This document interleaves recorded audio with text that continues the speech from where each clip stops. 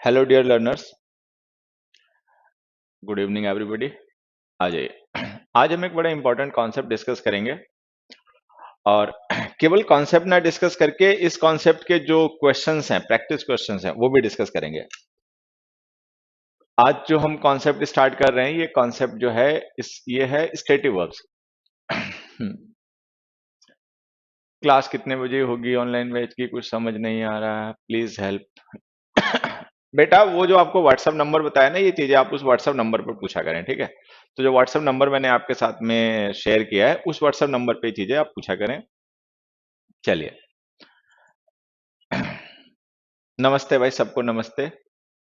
हाँ, आइए। तो आज का हमारा टॉपिक है stative verbs.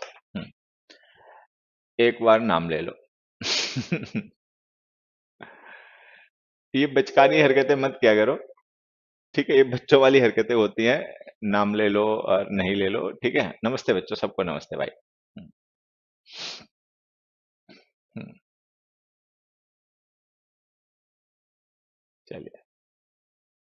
Sir, continuous tense में भी स्टेटिव वर्ब्स का यूज होता है? हाँ, बिल्कुल बताएंगे। देखिए, आज हम क्या करेंगे, स्टेटिव वर्ब्स जो हैं पहले उनको समझेंगे एक बार, स्टेटिव वर्ब्स क्या होती हैं, कितनी होती हैं, और उसके बाद में स्टेटिव वर्ब्स पे बेस्ड किस टाइप के क्वेश्चंस हमारे पेपर में आते हैं। हमारे जो एग्जाम्स होते हैं, जो भी कंपटीशन के एग्जाम्स होते हैं, उनमें किस तरीके के कॉन्सेप्ट्स होते हैं स्टेटिव वर्ब्स के, जिन पे बेस्ड क्वेश्चंस आते हैं, उन क्वेश्चंस को कैसे समझना है उनको। गुड इवनिंग बच्चों, सबको गुड इवनिंग, ठीक है? हाँ। और उन क्वेश्चंस को हमें कैसे समझना है और समझने के बाद में कैसे उनको सॉल्व करना है, ये सब हम आज डिस्कस करेंगे। सर, मैं फर्स्ट क्लास ले रही, सो प्लीज नाम ले लो। बच्चे ये मेरे से मत किया करो, ठीक है? हाँ, ये नाम ले लो और ये भाई इधर उधर की बातें मत किया करो, पढ़ाई लिखाई पे ध्यान लगाओ, ठीक है? आज चलो स्टार्ट करते हैं। देखिए, स्टेटिव वर्ब से पहले मैं चाहूंगा आप लोग अगर जानते हो तो एक बार वर्ब की डेफिनेशन बताएं। Define the term verb. Verb को डिफाइन करें। स्टेटिव वर्ब्स जो होते हैं उनको समझने के लिए ना हमें एक बार वर्ब को समझ लेना बहुत जरूरी है, ठीक है? हाँ, चलिए एक बार बताइए, व्हाट आर वर्ब्स? वर्ब्स क्या होती हैं बच्चे? एक बार वर्ब को आप डिफाइन कीजिए, व्हाट आर वर्ब्स, की वर्ब्स क्या होती हैं, फिर उसके बाद में हम स्टेटिव वर्ब समझते हैं। बढ़िया, बहुत अच्छा अच्छा। ग्रेट, बहुत अच्छी बात है। आपकी पहली क्लास है, अगर आज आपकी फर्स्ट क्लास है देन यू आर वेलकम, आपका वेलकम है। आप भी सीखो अच्छे से, इंग्लिश समझो। चलिए। हाय बच्चे। ठीक है, हाय हेलो हो गया, तो एक बार वर्ब की डेफिनेशन बता दीजिए। What do we call a verb? What do we call a verb?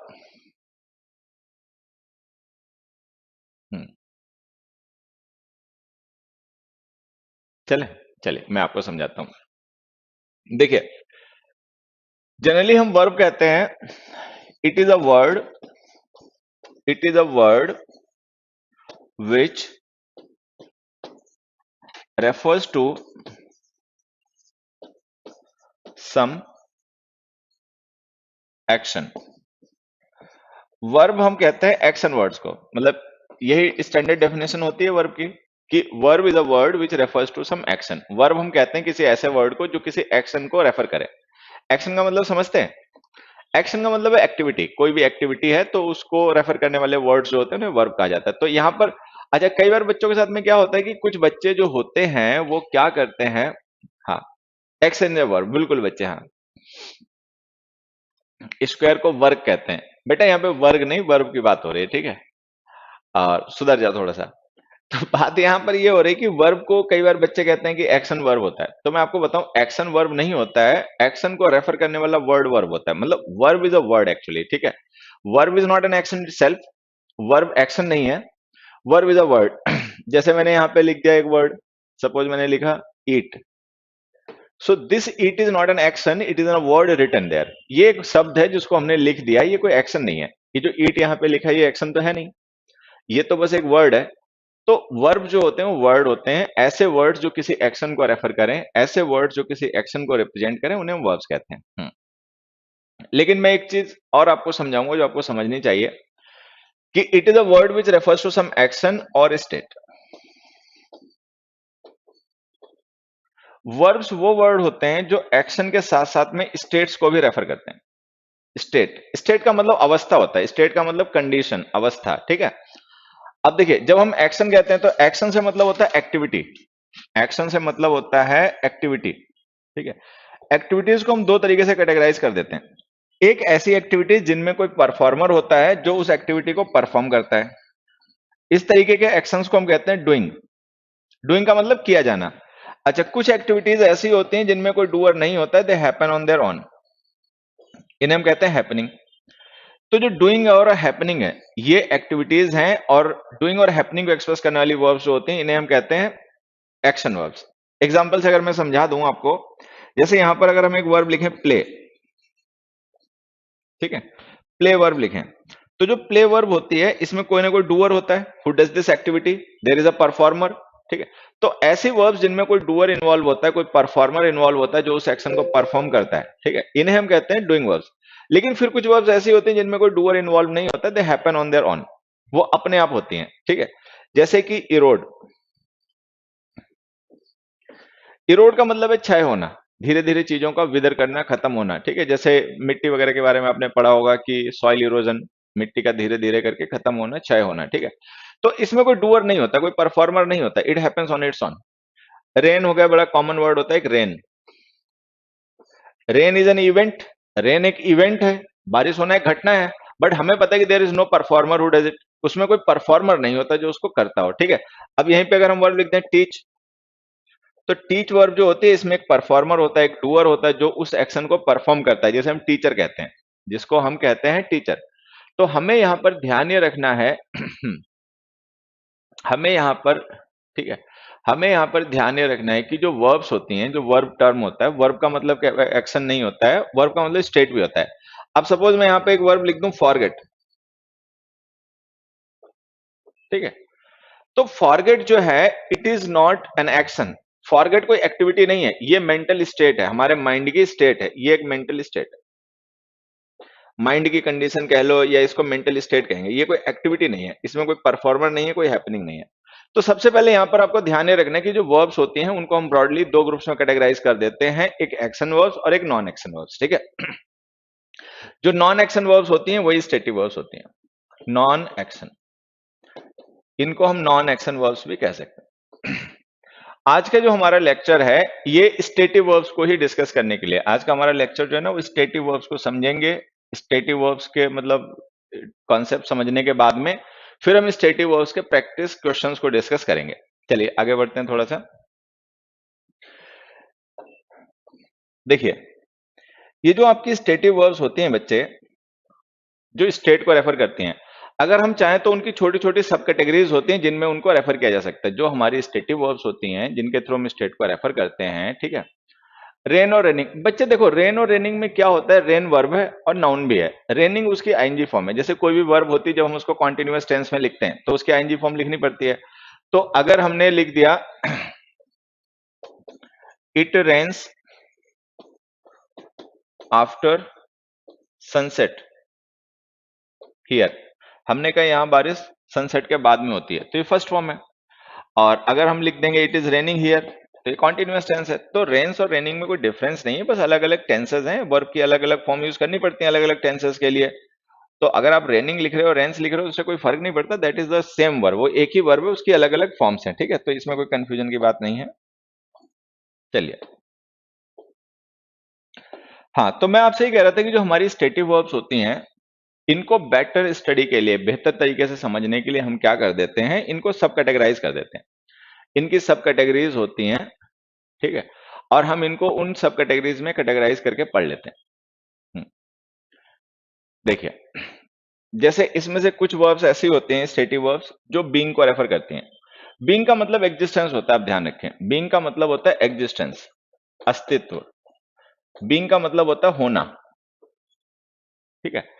ये कुछ ऐसे वर्ब्स, देखिए मैं फिर से एक बार समझा देता हूं, ये सारी स्टेटिव वर्ब्स हैं और ये स्टेटिव वर्ब्स की सब कैटेगरीज हैं, मतलब अगर हम चाहें तो स्टेटिव वर्ब्स को सब कैटेगराइज करके भी स्टडी कर सकते हैं।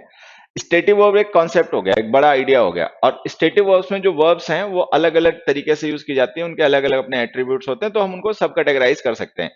तो verbs of being, verbs of possession, verbs of perception, ये सब कैटेगरीज हैं।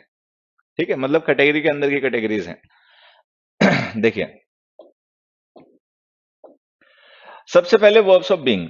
तो हमने कहा कि बीइंग का मतलब होता है एग्जिस्टेंस, बीइंग का मतलब होता है अस्तित्व, होना। तो कुछ ऐसी वर्ब्स होती हैं जो एग्जिस्टेंस को रेफर करती हैं, होने को रेफर करती हैं। जैसे बी वर्ब खुद, मैंने लिखा ही इज हियर, वो यहां है।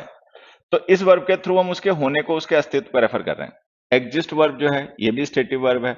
बिलोंग, ठीक है, बिलोंग का मतलब भी होना होता है, ही बिलोंग्स टू आगरा या जो भी। वेट, किसी चीज का भार होना, फिट होना, सूट होना, डिपेंड करना, साउंड, अच्छा ये सूट दो बार लिखे, इसको हटा दीजिए, बिकम, एटसेट्रा। तो कुछ वर्ब्स ऐसी होती हैं जो एग्जिस्टेंस को रेफर करती हैं, ठीक है, इन्हें हम कहते हैं वर्ब्स ऑफ बीइंग। फिर कुछ ऐसी स्टेटिव वर्ब्स होती हैं जो पोजेशंस को रेफर करती हैं। पोजेशन के साथ में आप चाहेंगे तो एक वर्ड और लिख लीजिएगा, इंक्लूजन। पोजेशन प्लस इंक्लूजन, ठीक है। So there are certain stative verbs, कुछ ऐसी स्टेटिव वर्ब्स होती हैं जो पोजेशंस को और इंक्लूजन को रेफर करने के लिए लिखी जाती हैं। एक चीज आप ध्यान रखना हमेशा कि ये जो स्टेटिव वर्ब्स होती है ना, they don't refer to actions, they don't refer to activities. ये एक्टिविटीज और एक्शंस को रेफर नहीं करती हैं, ठीक है। अब जैसे पोजेशन है, पोजेशन कोई एक्शन या एक्टिविटी नहीं होता है। अगर मान लीजिए हम कहते हैं आई हैव मैनी फ्रेंड्स, तो हैव जो वर्ब है वो किसी एक्टिविटी को रेफर नहीं कर रही, वो पोजेशन को रेफर कर रही है, ठीक है। So there are certain verbs. ये, हाँ, ये बच्चे वेट लिखे, इसको आप वे लिखें, ये एक्चुअल में टाइपिंग के समय मिस्टेक हो गई, ठीक है। वे वर्ब होती है, वेट नाउन होता है। तो हैव है, पजेस है, ऑन है, लैक है, इंक्लूड है, कंटेन है, कंसिस्ट है, कंप्राइज है। ये वर्ब्स या तो इंक्लूजन शो करती हैं, ठीक है, या फिर पोजेशन शो करती हैं। फिलहाल में ये वर्ब्स पोजेशन के लिए यूज होती हैं और ये वर्ब्स इंक्लूजन के लिए यूज होती हैं। इंक्लूजन का मतलब होता है शामिल होना, किसी चीज के अंदर किसी दूसरी चीज का शामिल होना। तो ये वर्ब्स ऑफ इंक्लूजन है, ये वर्ब्स ऑफ पोजेशन है, इनको हम एक ही सब कैटेगरीज में पढ़ लेते हैं। अच्छा, हैव, पजेस, ऑन, इनका मीनिंग सेम होता है। I have some friends, I own this house. Have, possess, own का यूज हम करते हैं किसी चीज के होने के लिए। लैक का यूज हम करते हैं किसी चीज के नहीं होने के लिए। तो लैक जो है ना, it shows absence of possession. Lack का यूज हम करते हैं तब when we have to refer to the absence of possession. बात समझ में आ गई हो तो ठीक है, नहीं समझ में आ गई तो देखो मैं ऐसे समझा देता हूं। लैक का यूज हम करते हैं अब्सेंस ऑफ पोजेशन शो करने के लिए। जैसे मैंने लिखा ही हैज मनी, और अगर मैं लिख दूं he lacks money, he has money और ही लैक्स मनी, तो दोनों में डिफरेंस क्या है? अगर हम लिख रहे हैं he has money, then we are referring to the possession, हम पोजेशन को रेफर कर रहे हैं कि somebody possesses समथिंग। लेकिन अगर हम लिख देंगे ही लैक्स मनी, तो ही लैक्स मनी जो है ना, that is the reference to absence of possession. वो अब्सेंस ऑफ पोजेशन को रेफर कर रहा है कि किसी के पास में कोई चीज नहीं है। तो ही हैज मनी भी सही है, ही लैक्स मनी भी सही है, दोनों के मीनिंग थोड़े से डिफरेंट हो गए। हैज जो होता है वो पोजेशन को रेफर करता है, लैक्स जो होता है वो पोजेशन के अब्सेंस को रेफर करता है कि किसी के पास में कोई पोजेशन नहीं है, वो उसको मिस करता है या उसके पास अब्सेंट है। तो कुल मिला के हैव है, पजेस है, ऑन है, ये वर्ब्स ऑफ पोजेशन है। इंक्लूड, कंटेन, कंसिस्ट, कंप्राइज, ये वर्ब्स ऑफ इंक्लूजन है। और ये सारी स्टेटिव वर्ब्स हैं, ये कोई भी एक्टिविटीज नहीं है, ये एक्शन नहीं है, ये एक्टिविटीज नहीं है, ये आपको ध्यान रखना है, ठीक है। फिर उसके बाद में नेक्स्ट कैटेगरी जो हमने यहाँ पे लिखी है, नेक्स्ट सब कैटेगरीज है, ये है वर्ब्स ऑफ परसेप्शन। परसेप्शन का मतलब होता है कि हमारे जो सेंसेस हैं, जैसे हमारी आईज हैं, हमारा ईयर है, हमारी स्किन है, जो भी हमारे 5 सेंसेस होते हैं, आप लोगों ने पढ़े होंगे, ठीक है। इन सेंसेस के थ्रू जब हम रियलाइज करते हैं हमारे आसपास की चीजों को, हमारे आसपास की घटनाओं को, ठीक है, तो जो हमारे आसपास के इवेंट्स होते हैं, हमारे आसपास की चीजें हैं, जब हम उनको अपने सेंसेस के थ्रू परसीव करते हैं, ठीक है, तो वो जो एक्शन होता है उसको हम कहते हैं वर्ब ऑफ परसेप्शन। तो ये जो वर्ब्स ऑफ परसेप्शन होती हैं, इनका हम यूज तब करते हैं जब हमने अपने सेंसेस के थ्रू किसी चीज को परसीव किया होता है और उसको रेफर करना होता है। देखिए, लुक है, सी है, ठीक है, ये लिखा सी। इनका हम यूज तब करते हैं जब हम किसी चीज को रियलाइज करते हैं with the help of our eyes, ठीक है। Smell with the help of nose, feel with the help of skin, taste with the help of tongue, hear with the help of ear, seem eyes, resemble eyes, ठीक है। Notice eyes से भी कर सकते हो, mind से भी कर सकते हो। तो यहाँ पर कुछ वर्ब्स ऐसी हैं जो हम परसेप्शन के लिए यूज करते हैं कि हमने किसी चीज को रियलाइज किया, हमने कुछ मतलब अपने सेंसेस के थ्रू मतलब रियलाइज किया, तो वो जो रियलाइजेशन है वो वर्ब ऑफ परसेप्शन के थ्रू एक्सप्रेस किया जाएगा।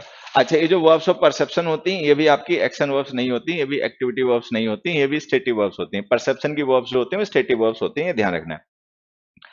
बट अब यहाँ पे एक दूसरा कैच है, एक यहाँ पर बात हमें और समझनी है। दूसरी बात यहाँ पर हमें ये समझनी है कि कुछ वर्ब्स ऐसी होती हैं जो एक्शन और परसेप्शन दोनों कैटेगरी से बिलोंग करती हैं।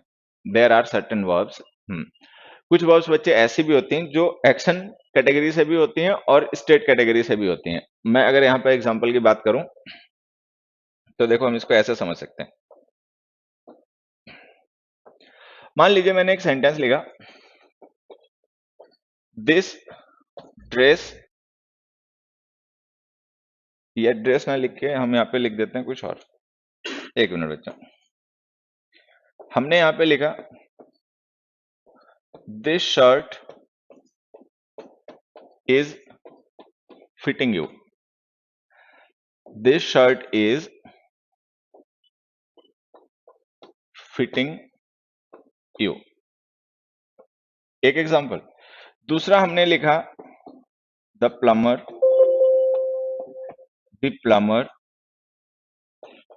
is fitting the tap, ठीक है। अब जैसे हमने यहाँ पे दो एग्जांपल्स लिखे, this shirt is fitting you, ठीक है, और हमने लिखा the plumber is fitting the tap. तो हमने दोनों सेंटेंस में फिट वर्ब को यूज किया, कॉन्टिन्यूअस टेंस में लिखा। एक में हमने लिखा इज फिटिंग यू और एक में लिखा इज फिटिंग द टैप। अब अगर हम यहाँ पे देखें तो ये जो इज फिटिंग द टैप है ना, ये एक्शन है। ये एक्शन इसलिए है क्योंकि इसमें जो प्लम्बर है ना, ये परफॉर्मर है। परफॉर्मर का मतलब डूअर है, ये उस एक्टिविटी को परफॉर्म कर रहा है। तो अगर ये परफॉर्मर है तो ये एक्शन वर्ब हो गई। एक्शन वर्ब जो होते हैं ना उनको हम कॉन्टिन्यूअस टेंस में लिख सकते हैं, तो ये लो कॉन्टिन्यूअस टेंस में सही हो गया, the plumber is fitting the tap. लेकिन अगर हम ये लिख रहे हैं this shirt is fitting you, तो ये शर्ट जो है ना ये परफॉर्मर नहीं है, ठीक है। ये शर्ट जो हमने यहाँ पे लिखी है ये मतलब परफॉर्मर नहीं है, तो ये यहाँ पर हो गई स्टेट वर्ब। ये जो फिट वर्ब यहाँ पर है ना, स्टेट शो कर रही है कि वो जो फिट है वो शर्ट जो है वो उस साइज की है जो उसको फिट हो जाए या नहीं। तो हम यहाँ पर शर्ट के साइज को रेफर कर रहे हैं कि वो उस साइज की है कि यू को फिट करे या ना करे, एक्शन को रेफर नहीं कर रहे। तो ये स्टेट वर्ब हो गई। स्टेट वर्ब कॉन्टिन्यूअस टेंस में नहीं आती, तो इसको इंडेफिनिट टेंस में लिखना होगा फिट्स। तो हमें इसको लिखना पड़े दिस शर्ट फिट्स। तो यहाँ पे हमें समझना ये है कि कुछ वर्ब्स ऐसी होती हैं जो एक्शन भी होती हैं, स्टेट भी होती हैं। अच्छा, वो आपको सेंटेंस के कॉन्टेक्स्ट से पता लगाना पड़ता है। जब आप सेंटेंस पढ़ते हो तो सेंटेंस में किस कॉन्टेक्स्ट में बात की जा रही है, किसी एक्टिविटी की बात की जा रही है, कोई परफॉर्मर इन्वॉल्व है, तो आप जान जाते हो कि एक्शन है या नहीं है, ठीक है। अगर उसमें कोई परफॉर्मर, कोई डूअर इन्वॉल्व है जो उस एक्टिविटी को परफॉर्म कर रहा हो, तो वो एक्शन वर्ब है, ठीक है।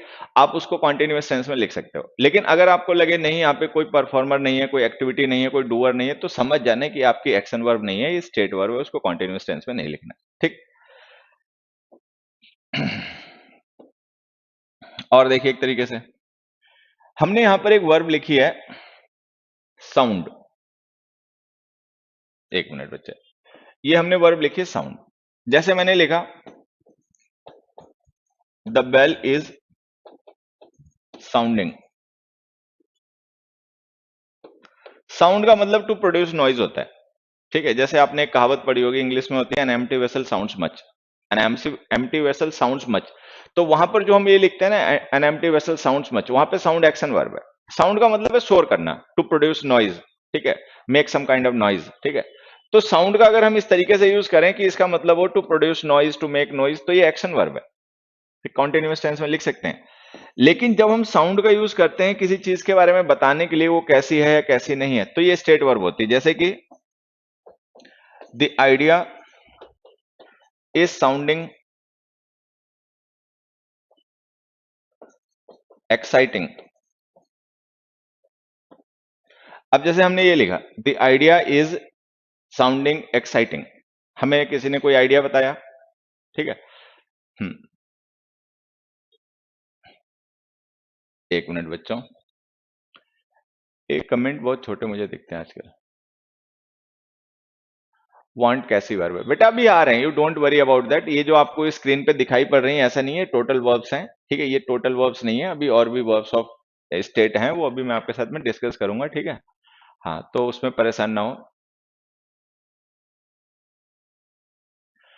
चलो आइए, तो कहानी क्या है, ये जो हमने लिखा ना द बेल इज साउंडिंग, तो हमें पता है कि बेल कैन प्रोड्यूस साउंड, क्योंकि बेल जो होती है ना, जब इलेक्ट्रॉनिक होती है, मैकेनिकल होती है, कैसी भी होती है, जब हम उसको बजाते हैं तो उसमें से आवाज आती है, that produces noise, that produces sound.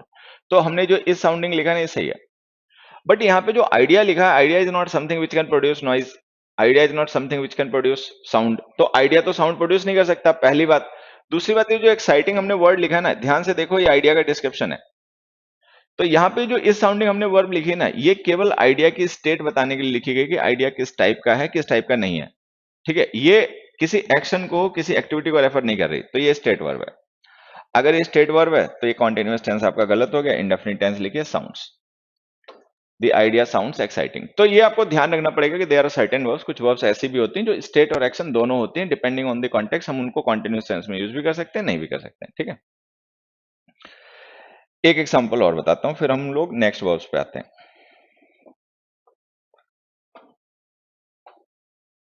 देखिए, यहां पर एक वर्ब हमने लिखी सी, हमने एक सेंटेंस लिखा, they have been, they have been seeing each other for 2 years। ठीक है, एक सेंटेंस हो गया, ये ईयर्स है बच्चों। दूसरा हमने सेंटेंस लिखा, he was seeing a picture there। और एक हमने थर्ड सेंटेंस और लिख दिया, we are seeing some errors in this essay, in this essay। अब यहां पे ध्यान से देखोगे, हमने क्या किया, एक वर्ब है सी, उस वर्ब को हमने कॉन्टिन्यूअस टेंस में, परफेक्ट कॉन्टिन्यूअस टेंस में यूज किया। अब हम यहाँ पर ये पढ़ रहे हैं कि सी जो होती है वो स्टेटिव वर्ब होती है। अगर सी स्टेटिव वर्ब होती है तो इसका कॉन्टिन्यूअस और परफेक्ट कॉन्टिन्यूअस टेंस गलत हो जाएगा, आप इसको कॉन्टिन्यूअस टेंस में, परफेक्ट कॉन्टिन्यूअस टेंस में नहीं लिख पाओगे, क्योंकि जो भी स्टेट वर्ब्स होती हैं वो कॉन्टिन्यूअस टेंस में नहीं लिखी जा सकती। ठीक है, हाँ, चलिए अब इसके आंसर देखिए, he was seeing a picture there, they have been seeing each other for 2 years and we are seeing some errors in this essay. ये जो सी वर्ब हम बच्चे यूज करते हैं ना, इसके देखो मीनिंग क्या क्या होते हैं। सी वर्ब का एक तो मतलब होता है मिलना, they have been seeing each other for 2 years, यहाँ पे सी का मतलब है मिलना, मीट। तो इसमें ये एक्शन वर्ब है, एक्शन इसलिए है क्योंकि जो दे है ना, ये परफॉर्मर है, डूअर है इस एक्टिविटी के, तो ये एक्शन वर्ब है, कॉन्टिन्यूअस टेंस। ठीक, सी का मतलब देखना भी होता है, ही वॉज सीइंग अ पिक्चर, तो अगर सी का मतलब देखना है, लुक एट है, वॉच है, ठीक है, तो इसको भी हम कॉन्टिन्यूअस टेंस में लिख सकते हैं, ये भी सही। फिर सी का मतलब होता है एक नोटिस करना है, ये जो हमने नोटिस और सी एक साथ में लिखे ना बच्चे, ये हमें समझना पड़ेगा कि सी वर्ब ऐसा नहीं कि आप हमेशा इसको कॉन्टिन्यूअस टेंस में नहीं लिखोगे या हमेशा लिखोगे, it depends on the context. अगर हम सी वर्ब का यूज करें परसेप्शन को रेफर करने के लिए कि हमने किसी चीज को रियलाइज किया, नोटिस किया, तो फिर इसका कॉन्टिन्यूअस टेंस नहीं बनेगा, क्योंकि परसेप्शन वाली वर्ब्स स्टेट वर्ब्स होते हैं, कॉन्टिन्यूअस टेंस उनका नहीं बनता। ये जो हमने एग्जांपल लिखा है, we are seeing some errors in this essay, we are seeing some errors in this essay, तो देखिए अगर हम यहाँ पे सम एरर्स लिख रहे हैं ना, तो इस सी वर्ब का मतलब मिलना या देखना नहीं हो सकता, क्योंकि एरर्स तो खैर मिलेगा तो कोई भी नहीं, लेकिन एरर्स कोई ऐसी चीज भी नहीं होती जिन्हें आप देख लो। एरर्स को हम या तो नोटिस कर लेते हैं या नहीं कर पाते हैं। मान लीजिए कहीं पे सेंटेंस में हमें लिखना है इज और हमने लिख दिया एम, सो इधर वी नोटिस इट और वी डोंट नोटिस इट। ठीक है, तो ये जो सी वर्ब है, अगर हम इसका यूज एरर के साथ में कर रहे हैं तो इसका मतलब देखना या मिलना नहीं होगा, इसका मतलब नोटिस करना होगा कि हमने एरर को नोटिस कर लिया, फाइंड कर लिया। ठीक है, तो इस सेंस में ये जो वर्ब है ना आपकी, ये स्टेट वर्ब हो गई, स्टेट वर्ब होने की वजह से कॉन्टिन्यूअस सेंस में नहीं आ पाएगी, इसको ऐसे लिखिए, we see some errors in this essay. तो ये ध्यान रखना है आपको कि ऐसा नहीं कि हर एक वर्ब आपकी जो है वो स्टेट वर्ब है तो उसको आप कॉन्टिन्यूअस टेंस में कभी नहीं लिखोगे। कुछ वर्ब्स ऐसी भी होती हैं जो स्टेट के साथ साथ में एक्शन वर्ब भी होती हैं, वो आप सेंटेंस जब पढ़ते हो तो उससे पता चल जाता है, क्योंकि जब हम सेंटेंस पढ़ते हैं तो हमें ये पता चल जाता है कि उस वर्ब के साथ जो हमने सब्जेक्ट लिखा है, क्या वो उस वर्ब का डूअर है, क्या वो उस वर्ब का परफॉर्मर है, क्या वो उस एक्शन को परफॉर्म कर रहा है। अगर वो उस एक्शन का परफॉर्मर है और वो उसको परफॉर्म कर रहा है तो आप समझ जाइए कि आपकी स्टेट वर्ब नहीं है, यहाँ पर एक्शन वर्ब है, ठीक है। क्योंकि जो वर्ब किसी परफॉर्मेंस को रेफर करती है वो सारी एक्शन वर्ब्स होती हैं, तो आप उसका इजीली कॉन्टिन्यूअस टेंस यूज कर सकते हो। एक मिनट बच्चों। उसके बाद में तो हमने यहाँ पे देखा वर्ब्स ऑफ बीइंग, ठीक है, verbs of position and verbs of perception. इसके बाद में आते हैं वर्ब्स ऑफ थिंकिंग। ये जो वर्ब्स ऑफ थिंकिंग होती है ना, ये भी स्टेटिव वर्ब्स होती हैं। और वर्ब्स ऑफ फीलिंग जो होती हैं ये भी स्टेटिव वर्ब्स होती हैं। ये स्टेटिव वर्ब्स की ना सब कैटेगरीज हैं। जो स्टेटिव वर्ब्स होती हैं वो एक मतलब बड़ा कॉन्सेप्ट है स्टेटिव वर्ब्स, ठीक है, हाँ। और स्टेटिव वर्ब्स जो होती हैं ये उनकी सब कैटेगरीज हैं। एक वर्ब्स ऑफ थिंकिंग, कुछ ऐसी वर्ब्स होती हैं जो मतलब सोचने को रेफर करती हैं। थिंक का मतलब सोचना होता है, विचार करना होता है। वो सारी भी स्टेटिव वर्ब्स की कैटेगरी में आ जाती हैं। देखिए, बिलीव, किसी बात को मानना नहीं मानना। एक मिनट में कलर चेंज करता हूँ,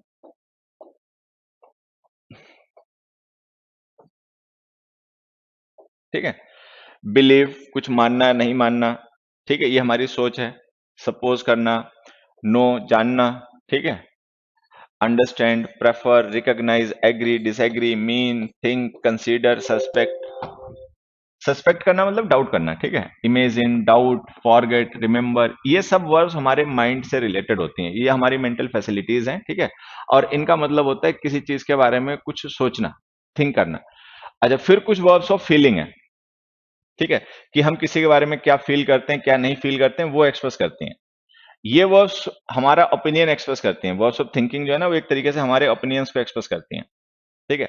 वर्ब्स ऑफ फीलिंग जो है वो ये शो करती हैं कि हम किसी चीज के बारे में क्या सोचते हैं, मतलब कैसे उसको फील करते हैं।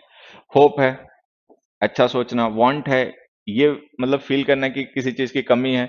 विश जो है ये भी फीलिंग है। डिटेस्ट है, घृणा करना। हेट का मतलब घृणा करना। लोथ का मतलब भी घृणा करना, ठीक है, ये फीलिंग है।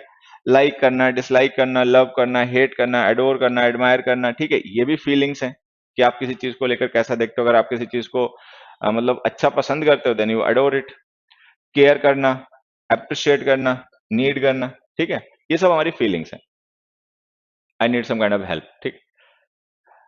अपने स्टूडेंट्स का कोई ग्रुप बना दीजिए प्लीज सर, हम एक दूसरे से डाउट क्लियर कर लेंगे। देखो भैया, अपने आप लोग ग्रुप बना लीजिए। मैं आप लोग पता नहीं मानोगे इस बात को, नहीं मानोगे। मैं ना ग्रुप्स बनाता हूँ, ना ही मैं ग्रुप्स को ज्वाइन करता हूँ। मतलब मेरे व्हाट्सएप पे कोई ग्रुप नहीं है, ठीक है। मैं ग्रुप्स को ज्वाइन भी नहीं करता हूँ, ग्रुप्स को मैं बनाता भी नहीं हूँ, ठीक है। आप अपना ग्रुप बना लीजिए आप लोग, ठीक है,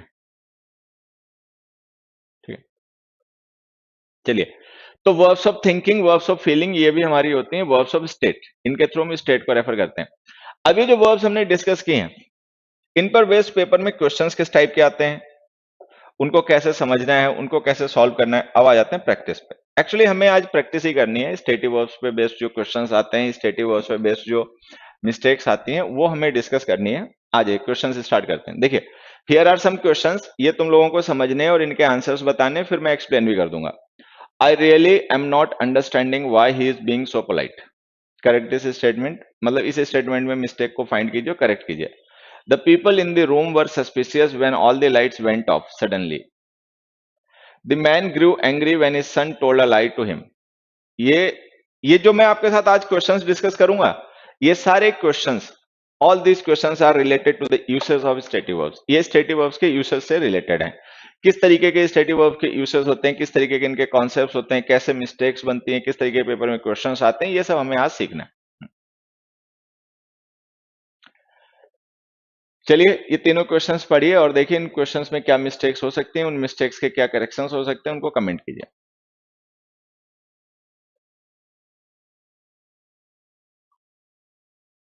हाँ, बढ़िया, बहुत अच्छा।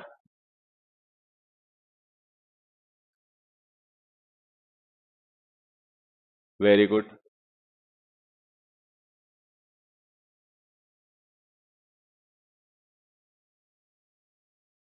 वेरी गुड, बच्चे सही आंसर बता रहे हैं।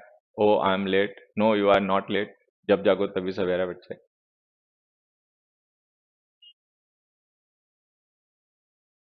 हाँ,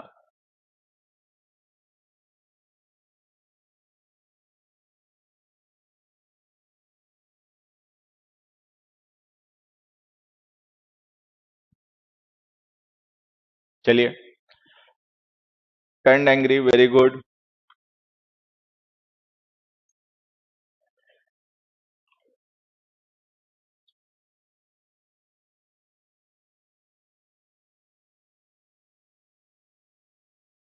अब देखो यहाँ पे समझना, सबसे पहले हमने सेंटेंस लिखा, I really I am not understanding why he is being so polite.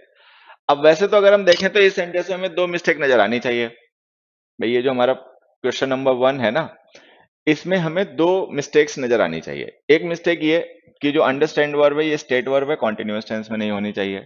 दूसरी मिस्टेक ये कि जो बी की फॉर्म्स होती है ना, जब हम इन्हें मेन वर्ब के तरीके से यूज करते हैं तो इनका भी कॉन्टिन्यूअस टेंस नहीं होना चाहिए। फिर से समझो मेरी बात को, अगर हम इस सेंटेंस में जो अभी तक हमने डिस्कस किया है उसके हिसाब से मिस्टेक्स फाइंड करें तो there could be two mistakes, दो मिस्टेक्स हैं। एक मिस्टेक ये कि जो वर्ब, ये जो हमने अंडरस्टैंड लिखी ना वर्ब, ठीक है, ये अंडरस्टैंड वर्ब जो है ये भी कॉन्टिन्यूअस टेंस में नहीं आनी चाहिए क्योंकि ये स्टेट वर्ब है, ठीक है, थिंकिंग को रेफर करती है, ठीक। उसके बाद में जो हमने बीइंग वर्ब लिखी है वो भी कॉन्टिन्यूअस टेंस में नहीं आनी चाहिए क्योंकि वो वर्ब ऑफ बीइंग है। बीइंग जो होती है वो भी स्टेट होती है, वो कोई एक्टिविटी नहीं है, ठीक है। जैसे मान लो मैं लिख दूं आई एम हैप्पी, तो एम वर्ब जो यहाँ पर है ना वो हमारी स्टेट को रेफर कर रही है, किसी एक्टिविटी को नहीं। तो इससे हम देखें तो दो मिस्टेक हो सकती हैं। अब दो मिस्टेक्स हैं तो फिर आप तो आंसर क्या ही बताओगे, क्योंकि दो आंसर तो बता नहीं सकते, आंसर तो कोई एक ही बताना पड़ेगा, ए बी सी। तो मैं आपको समझाता हूं, इसमें जो इज बीइंग है ना ये सही है, और ये जो एम नॉट अंडरस्टैंडिंग है ये गलत है, इसको आपको लिखना पड़ेगा डू नॉट अंडरस्टैंड। तो इसको हम लिखेंगे I really do not understand why he is being so polite. अब ये डू नॉट अंडरस्टैंड लिखा, ये समझ में आ गया होगा क्योंकि ये स्टेट वर्ब है तो कॉन्टिन्यूअस टेंस आप नहीं लिख पाओगे। अब हमें समझना ये है कि ये भी तो स्टेट वर्ब थी, इसको हमने कॉन्टिन्यूअस टेंस में क्यों लिखा, ठीक है। तो उसके लिए मुझे आपको कुछ समझाना पड़ेगा तब आप जान पाओगे। देखो होता क्या है बच्चों, जैसे हमने लिखा they are, they are confident,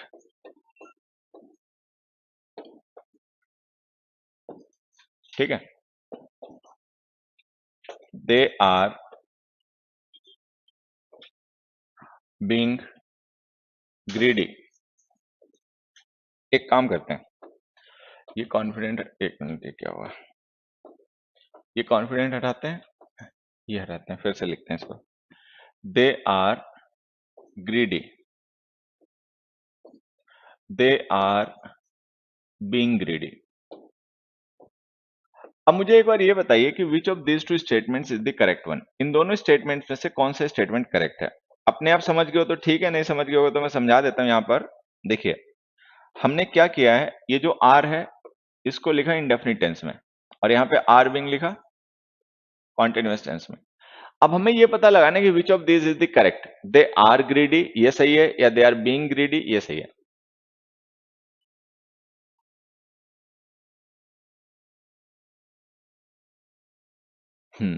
basic to high level online batch, अभी बताता हूं बेटा। ये सारी बातें मैं आपको बेसिक टू हाई लेवल की जो ऑनलाइन बैच है उसका भी बताता हूं, पहले आप इन क्वेश्चंस के आंसर्स बताएं और ये समझें। आंसर बता बेटा। जैसे हमने लिखा they are greedy and they are being greedy, which of these statements is not correct. इन दोनों स्टेटमेंट में से कौन सा सही है कौन सा सही नहीं है ये बताइए। बोथ लिख दिया बेटा, बोथ का मतलब क्या माने कि दोनों सही नहीं है या दोनों ही सही है। First correct second incorrect. Sir online classes कब से शुरू हैं। Elon Musk, Elon Musk English पढ़ेंगे क्या। शुरू हो चुकी है बेटा, क्लासेस शुरू हो चुकी हैं, ऑफलाइन क्लासेस स्टार्ट हो चुके हैं मुखर्जी नगर में। नया बैच कब आएगा तो एग्जामपुर में प्रमोशन शुरू हो जाएगा, आप जान जाओगे, ठीक है। हाँ, अब देखो इनका अगर मैं आपको आंसर बताऊं कि भाई इनमें से कौन सा सही है कौन सा गलत है, तो आंसर ये कि बच्चे दोनों ही सही है, दोनों ही सही है। ये जो बीइंग हम लिखते हैं ना कॉन्टिन्यूअस टेंस में बच्चे, तो इसका मतलब होता है बिहेविंग। अगर हम ऐसे लिख रहे हैं ना दे आर बीइंग ग्रीडी, तो इसका मतलब इनडायरेक्टली ये कह रहे हैं दे आर बिहेविंग ग्रीडली।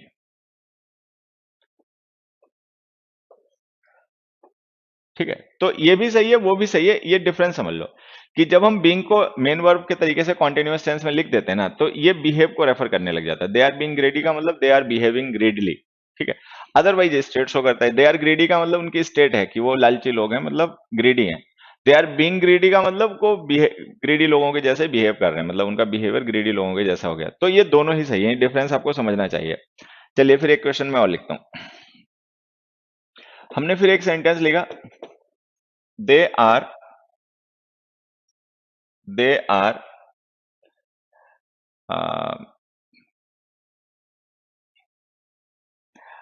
एक्सपीरियंस लिख दो, दे आर एक्सपीरियंस्ड। और दूसरा लिख दो, दे आर बीइंग एक्सपीरियंस्ड। अब बताना कौन सा सही, they are experienced and they are being experienced. Now which of this two statements is correct. फिर से समझ लेना, जब भी हम are being, is being, am being लिखते हैं ना, तो एक्चुअल में हम उस पर्सन का बिहेवियर रेफर कर रहे होते हैं, वो किस तरीके से बिहेव कर रहा है। तो अगर हमें किसी पर्सन के बिहेवियर को रेफर करना है तो हम बी वर्ब को कॉन्टिन्यूअस टेंस में लिख देते हैं। अदरवाइज अगर हमें किसी पर्सन की स्टेट को रेफर करना है कि वो कैसा है या कैसा नहीं है, तो फिर हम उसके लिए क्या करते हैं, बी की फॉर्म को यूज करते हैं इंडेफिनिट टेंसेज में और उसका कॉन्टिन्यूअस टेंस नहीं बनाते। अब अगर हम लिख दें they are experienced and they are being experienced, तो दोनों में डिफरेंस तो समझ में आ ही गया होगा। दोनों में डिफरेंस ये है, यहां पर आर वर्ब है इंडेफिनिट टेंस में, यहां पर आर बीइंग वर्ब है कॉन्टिन्यूअस टेंस में। कॉन्टिन्यूअस टेंस को हम आर बीइंग को सही मान सकते हैं अगर हम इसको बिहेवियर मान लें। चलिए,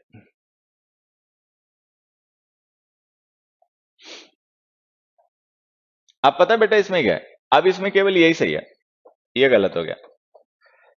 बच्चा होता है ना, वो याद कर लेता है, वो सोचता है आर बीइंग भी सही होता तो हर जगह सही हो जाएगा। हर जगह सही नहीं हो सकता, हर जगह सही नहीं हो सकता। आर बीइंग का यूज हम केवल उसी कंडीशन में रेफर कर सकते हैं जहां पर हमें ये बताना हो कि we are talking about behaviour of somebody.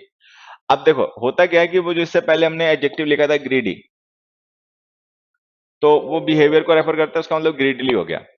अगर हम यहाँ पे लिखते हैं पोलाइट, ठीक है, पोलाइट लिख दें, तो पोलाइट का मतलब पोलाइटली हो जाएगा, ठीक है, बिहेवियर हो गया। अगर हम यहाँ पे लिख दें रूड, तो ये बिहेवियर हो जाएगा रूडली, ठीक है। या हम लिख दें यहाँ पर सेंसिबल, तो सेंसिबली हो जाएगा। तो ऐसे एडजेक्टिव्स जो बिहेवियर को रेफर करते हैं, आप उन्हीं को यूज कर सकते हो आर बीइंग, इज बीइंग या एम बीइंग के साथ में।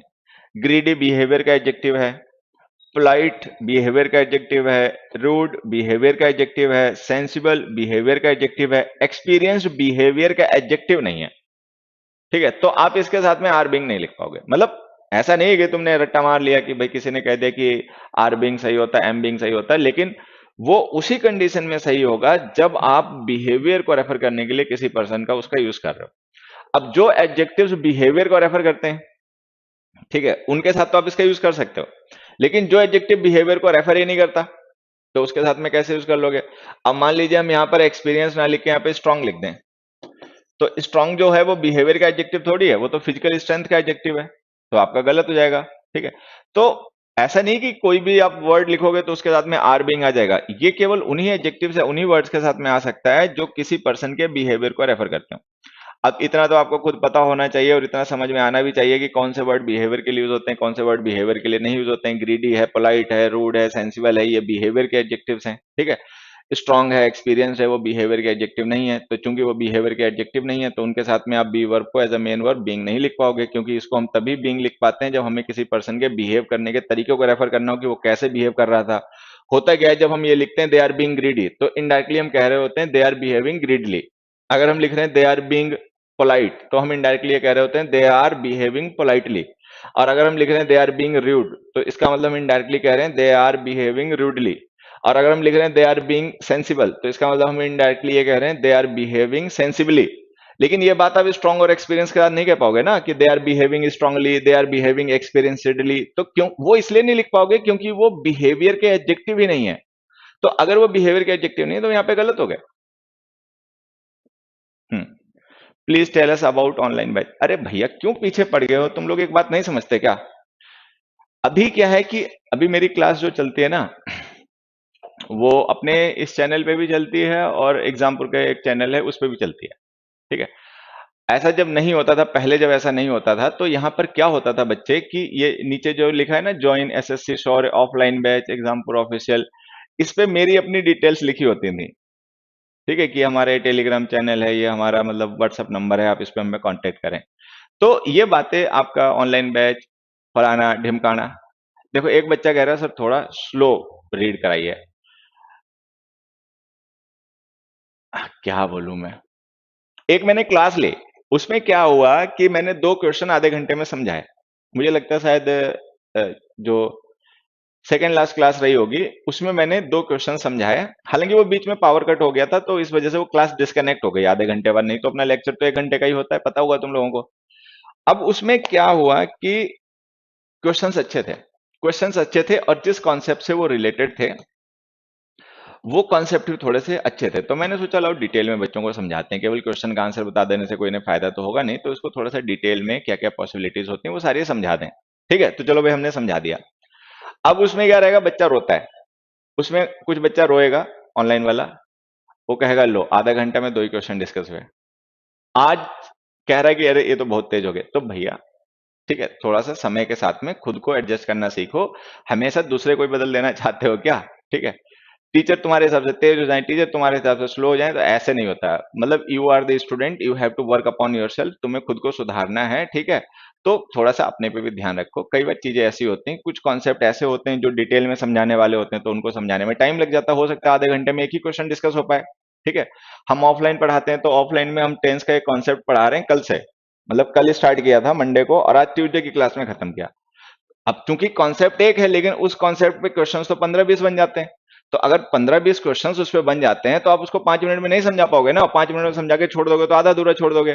तो एक ही कॉन्सेप्ट को टेंस को समझाने में मैंने 2 दिन लगा दिए। लेकिन हमें पता है कि जो 2 दिन लगा दिए हैं, तो ऐसा नहीं कि कॉन्सेप्ट एक है लेकिन उसमें क्वेश्चंस बहुत कवर हो जाते हैं। तो कई बार ऐसा होता है कि कोई क्वेश्चन ऐसा है कि आप उसको जल्दी से समझा के आगे चले जाते हो। कई बार कोई ऐसा क्वेश्चन होता है कि उसको आपको एक्सप्लेन करने के लिए काफी कुछ बताना पड़ता है, उससे रिलेटेड बहुत टाइप के क्वेश्चंस पेपर में आ सकते हैं। तो वो क्वेश्चंस भी हम बच्चे को डिस्कस कर लेना चाहते हैं। तो ये डिपेंड करता है बच्चे, हम एक मतलब एक सटीक तरीका नहीं बना सकते कि नहीं स्लो ही चलेंगे तेज ही चलेंगे, वो डिपेंड करता है। कई बार ऐसा होगा 1 घंटे में 5 ही क्वेश्चन डिस्कस हो पाएंगे, कई बार ऐसा होगा 1 घंटे में 15 क्वेश्चन डिस्कस हो जाएंगे। तो वो डिपेंड करता है कि किस तरीके का स्टफ उस दिन डिस्कस किया जा रहा है, किस तरीके के किस लेवल के क्वेश्चंस डिस्कस हो रहे हैं, किस लेवल के कॉन्सेप्ट डिस्कस हो रहे हैं। ठीक है, तो उसके हिसाब से थोड़ा सा अपने को ये क्या करो। चलो, बाकी तो ये ऑनलाइन में ऐसे ही चलता रहता है। ठीक है। हाँ, तो मैं ये बता रहा था कि जो बच्चे पूछते हैं ना ऑनलाइन बैच फलाना ढिमकाना, ठीक है, तो मैं इनको बता देता हूँ। देखो लाइव चैट में क्वेश्चन आंसर ही डिस्कस किया करो, और मैं बार बार तुम लोगों को बता देता हूँ कि ये मेरा व्हाट्सएप नंबर है, बाकी चीजें मेरे व्हाट्सएप नंबर पूछ लिया करो मुझसे। ठीक है, अब वो पहले जो मेरी डिटेल लिखी रहती थी नीचे, वो ये एग्जामपुर वाले आजकल थंबनेल लगाते हैं, तो ये मेरा उसमें यूज नहीं करते, मेरा हटा देते हैं। ठीक है, खैर वो भी ठीक है। तो ये मेरा व्हाट्सएप नंबर है 9891991959। ठीक है, मैं फिर से बता देता हूँ, कॉल मत करना क्योंकि ये नंबर मेरे पास नहीं रहता, ये हमारा इंक्वायरी का नंबर है, बस इस नंबर का व्हाट्सएप मैंने अपने फोन पे एक्टिव कर रखा है। तो ये जो भी तुम दुनियादारी की बातें पूछना चाहते हो, ये मेरे इस व्हाट्सएप नंबर पे व्हाट्सएप करके मुझसे पूछ सकते हो। ठीक है, ये ध्यान रखना। चलिए। हम्म चलिए ठीक है, यहां तक हो गई बातें। आ जाओ वापस चलते हैं अपना। तो ये बीइंग वाला समझ में आ गया? हम्म जल्दी से कमेंट करके बताओ, ये जो बीइंग वाला कॉन्सेप्ट समझाया है कि बीइंग कब सही होगा कब गलत होगा, समझ में आ गया? सर वो एक्सपीरियंस्ड नहीं है पर वो प्रिटेंड कर रहा है, फिर अभी बताते हैं। गोइंग टू होम गलत है पर गोइंग टू स्कूल सही है, अरे हद हो गई भाई। हाँ,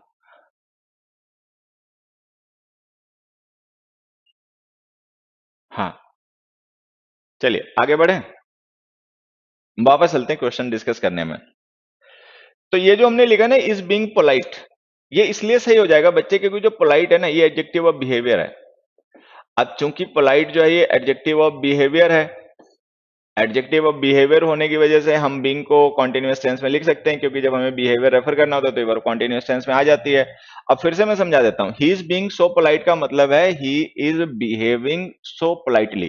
ठीक है, तो ये सही है, लेकिन अंडरस्टैंड वर्ब गलत हो जाएगी, तो हम इसको ऐसे लिख देंगे, डू नॉट अंडरस्टैंड। तो ये हमारे पहले क्वेश्चन का आंसर हो गया। चलो नेक्स्ट पे आ जाते हैं। The people in the room were suspicious when all the lights went off suddenly. अब हमने कहा कि जो रूम में लोग थे वो एकदम से मतलब सस्पिशियस हो गए। सस्पिशियस का मतलब है डाउट उनको आ गए, ठीक है। उनको डाउट्स आ गए जब एकदम से लाइट्स बंद हो गई सारी। भाई उनको लगा क्या हो गया, ठीक है, क्या खतरा है, कुछ मिस हैपनिंग तो नहीं है। चलिए, तो ये जो हमने लिखा था, people in the room were suspicious when all the lights went off suddenly. Answer बताओ इसका। Comment the answer to this question. इस क्वेश्चन का आंसर कमेंट करें सारे बच्चे। क्लोज टेस्ट पे, हाँ बेटा, क्लोज टेस्ट पे भी सेशन रखेंगे और अपना वकैब पे भी रखेंगे, ठीक है, लेकिन सब धीरे धीरे ही होगा। तुम्हारे सजेशन है, इनको नोट कर लिया जाता है, ठीक है। चलिए, गॉट सस्पिशियस। देखिए, अब यहां पर एक चीज और समझना। एक छोटा सा कॉन्सेप्ट है जो आपको समझना पड़ेगा। वो ये कॉन्सेप्ट है, हमने एक सेंटेंस लिखा, हमने एक सेंटेंस लिखा, ही वॉज हैप्पी, ठीक है। और दूसरा हमने लिखा, ही गॉट हैप्पी।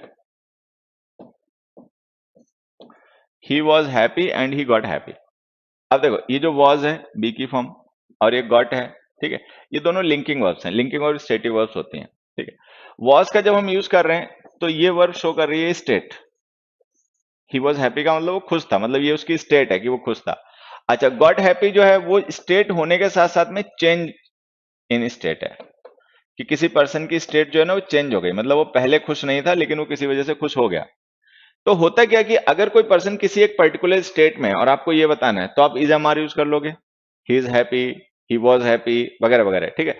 लेकिन अगर आपको ये बताना है कि किसी पर्सन की स्टेट में कुछ चेंज हो गया, मतलब पहले स्टेट कुछ और थी, पहले उसकी स्टेट वन थी, ठीक है, फिर उसकी स्टेट चेंज होकर स्टेट टू हो गई, तो ये जो ट्रांजिशन है, ये जो चेंज है एक स्टेट से दूसरी स्टेट का, इसके लिए वर्ग बी की फॉर्म नहीं यूज होती, ठीक है। ये जो ट्रांजिशन है कि एक स्टेट से दूसरी स्टेट किसी पर्सन की चेंज हो गई, इसके लिए हम वर्ब यूज करते हैं गेट, टर्न और ग्रो। तो अगर आपको किसी पर्सन की स्टेट में हुए चेंज को रेफर करना है कि किसी पर्सन की स्टेट चेंज हो गई, एक स्टेट से दूसरी स्टेट में चला गया, मतलब अगर हम ये लिख रहे हैं ना ही गॉट हैप्पी, तो इसका मतलब पता है क्या, इसका मतलब ये कि ओरिजिनली उसकी स्टेट हैप्पी नहीं थी, लेकिन कुछ ऐसा हुआ जिससे वो खुश हो गया। तो अगर वो खुश हो गया तो इसका मतलब वो पहले खुश नहीं था, तो इसका मतलब ये कि उसकी स्टेट चेंज हुई है। लेकिन अगर हम लिख देंगे ही वॉज हैप्पी, तो इसमें किसी चेंज का रेफरेंस नहीं है, इसमें हमें ये नहीं पता चला कि चेंज हुई या नहीं हुई, बस ये पता है कि हाँ वो हैप्पी था। लेकिन ही गॉट हैप्पी से ये पता चलेगा कि ये स्टेट चेंज हुई है, मतलब पहले स्टेट हैप्पी नहीं रही होगी, वो चेंज होकर हैप्पी हो गई। तो अगर हमें किसी पर्सन की स्टेट में आए चेंज को रेफर करना है, तो फिर आप ये गेट है, टर्न है, ग्रो है, इन वर्ब्स का यूज करें, ठीक है। क्वेश्चन पे चलते हैं वापस। अब हमने लिखा the people in the room were suspicious. अगर ये सेंटेंस केवल इतना हो तो ये सही है। अगर ये स्टेटमेंट केवल इतना हो, the people in the room were suspicious, कि जो रूम में लोग थे वो सस्पिशियस थे, तो ये सही है। इसका मतलब ये हो जाएगा कि उनको भाई डाउट्स थे, ठीक है। लेकिन अगर हम ये लिख देंगे when all the lights went of, कि जब सारी लाइट्स बंद हो गई, तो इसका मतलब वो पहले सस्पिशियस नहीं थे, लेकिन जब लाइट सारी ऑफ हो गई एक ही साथ में, तब फिर उनको डाउट हुआ, तब वो सस्पिशियस हो गए। तो हमें यहाँ पे स्टेट नहीं रेफर करनी है पर्सन की, हमें उसकी स्टेट में हुए चेंज को रेफर करना है, कि पहले उसकी स्टेट कोई दूसरी रही थी लेकिन बाद में फिर उसकी स्टेट चेंज हो गई जब लाइट चली गई। तो अगर चेंज को रेफर करना है तो आप यहाँ पे वर मत लिखो, या तो आप यहाँ पे लिखो गॉट, या आप लिखो टर्न्ड। ग्रू क्यों नहीं लिखा अभी समझ जाओगे, ठीक है। तो या तो यहाँ पे लिखो गॉट या लिखो turned. The people in the room turned suspicious, the people in the room got suspicious when all the lights went of, ठीक है। तो अगर हमें किसी पर्सन की स्टेट में हुए चेंज को रेफर करना है कि वो स्टेट उसकी ओरिजिनली नहीं थी, बाद में चेंज हो गई है, ठीक है, तो उसके लिए आपको गेट, टर्न, बिकम का भी यूज कर सकते हैं, ग्रू का भी यूज कर सकते हैं, इनका यूज करना चाहिए, ठीक है। चलिए, अब आते हैं थर्ड एग्जाम्पल पे। ये ध्यान रखना अपने आंसर्स, ठीक है। अब हमारे क्वेश्चन नंबर 3 है, the man grew angry when his son told a lie to him, कि आदमी गुस्सा हो गया जब उसके बेटे ने उसे झूठ बोला। The man grew angry when his son told a lie to him. Now answer this question. बेटा क्वेश्चन नंबर 3 को आंसर करो।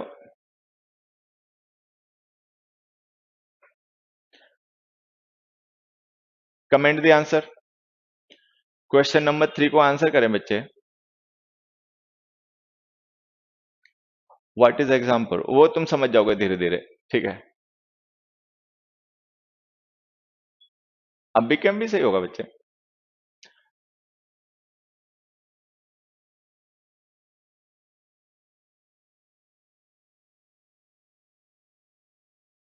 हाँ, अब देखो यहां पर हम एक स्टेटमेंट लिखते हैं और उसको थोड़ा सा आप समझने की कोशिश करें।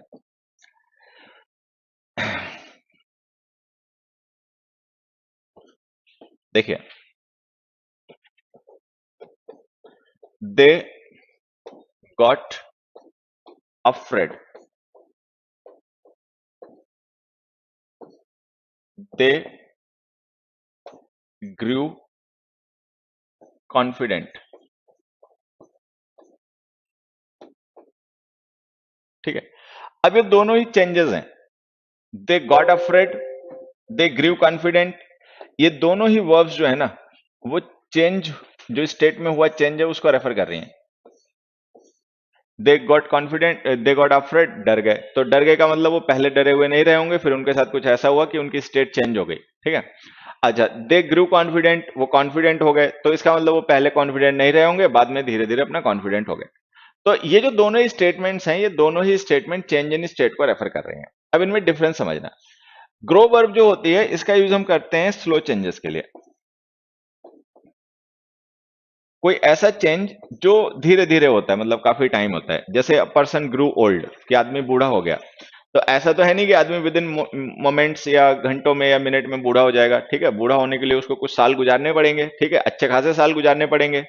तो हम इसको लिखेंगे दे ग्रू कॉन्फिडेंट, दे ग्रू ओल्ड। तो अगर हम लिख रहे हैं दे ग्रू कॉन्फिडेंट, तो इसका मतलब ऐसा नहीं कि वो एकदम से कॉन्फिडेंट हो गए, कोई एकदम से चमत्कार हुआ, चुटकी बजाते ही वो कॉन्फिडेंट हो गए। ठीक है, इसका मतलब है स्लो प्रोसेस के थ्रू ये चेंज हुआ है। ये जो चेंज हुआ है, ये चेंज एक स्लो प्रोसेस के थ्रू है। अच्छा, अगर कई बार ऐसा होता है कि चेंज किसी स्लो प्रोसेस में नहीं, ऑल ऑफ सडन हो जाता है, जैसे दे गॉट अफ्रेड, लाइट चली गई, एकदम से डर गए, तो उनको डरने में कोई महीने घंटे साल नहीं लगे, इट इंस्टेंटली वो डर ही गए। ठीक है, तो हमने गॉट यूज कर लिया। तो सडन चेंज, सडन का मतलब ऑल ऑफ सडन, एकदम से होने वाला चेंज, और स्लो चेंज।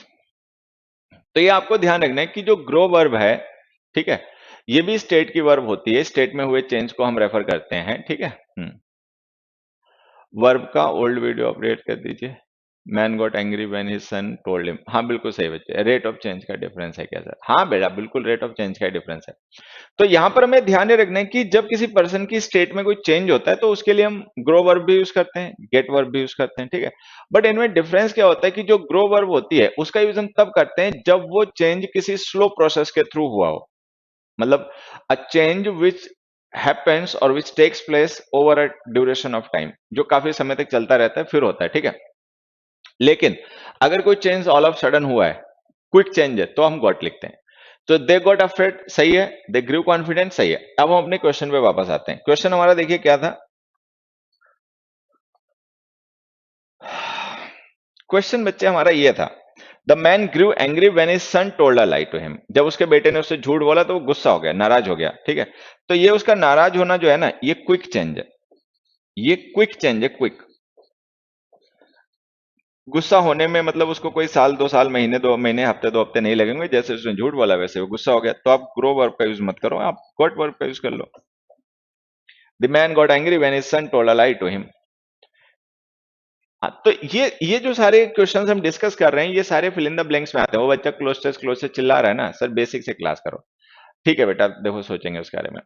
ठीक है, तो उसमें क्या होता है कि ये जो हम क्वेश्चंस डिस्कस कर रहे हैं, ये जो हम कॉन्सेप्ट डिस्कस कर रहे हैं, ये कॉन्सेप्ट हमारे पेपर में फिल इन द ब्लैंक्स में, कॉमन एरर्स में, सेंटेंस इंप्रूवमेंट में, आपके क्लोज टेस्ट में, सब में यही आते हैं। अब ये डिफरेंसेस जो तुम्हें समझाए जा रहे हैं, इनको अपना ध्यान रखोगे। ठीक है, इनका अपना रिवीजन प्रैक्टिस करोगे तो ये क्लियर हो जाएंगे, कॉन्सेप्ट्स क्लियर हो जाएंगे, तो पेपर में अच्छे से नंबर आ जाएंगे। चलिए नेक्स्ट क्वेश्चन देखिए। नेक्स्ट क्वेश्चन नेक्स्ट स्लाइड पर है, आइए। Even after becoming famous, the actor turned a simple and well-liked man. Having spent several days together, they knew each other very well. His friends are not agree with him on the matter of leaving the city by train. तो ये जो 3 questions हैं, इन questions को पढ़ो, इनमें जो mistakes हैं उन मिस्टेक्स को आइडेंटिफाई करो, और आइडेंटिफाई करने के बाद में उनके जो करेक्शंस हैं वो कमेंट करो। बेटा ललित कुमार, एक ही क्वेश्चन को 10 बार टाइप करने से कोई फायदा नहीं होगा। I have read your comment, ठीक है, अब बंद करो इसको, ठीक है। सर व्हाट अबाउट टर्न, अभी डिस्कस करते हैं बेटा। I am new to your channel, welcome बेटा। चलिए, अब ये जो क्वेश्चंस आपको दिख रहे हैं, इनके आंसर्स बताइए। Even after becoming famous the actor turn a simple and well liked man, and having spent several days together they knew each other very well. His friends are not agree with him on the matter of leaving the city by train.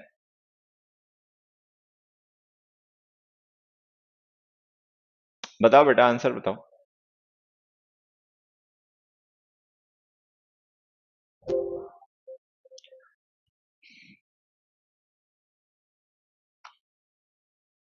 हम्म।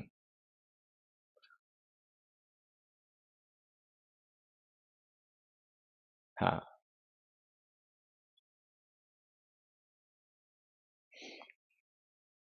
देखिए, अब ये जो हमारा पहला question है, मैं इसको आपको समझाता हूं क्वेश्चंस की मदद से। मैंने एक सेंटेंस लिखा,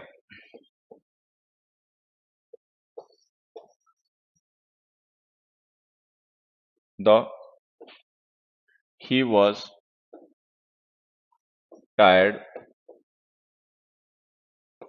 ही डैश अलर्ट, ठीक है। दूसरा,